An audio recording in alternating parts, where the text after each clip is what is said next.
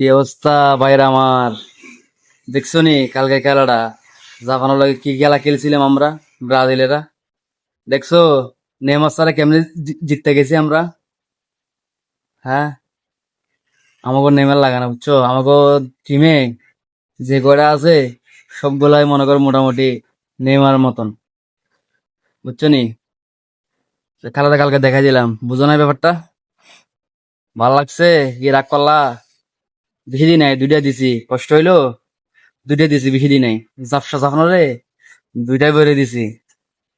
তা তোমরা তখন কইবা অনেক কিছু, কিন্তু সে কথা শোনার টাইম নেই, বুঝছো? জিতছি মানে জিতছি। 2 পিস দিছি, বেশি না, 2 পিস। সামনে আরো খেলা আছে, দেখাই দিই মনে।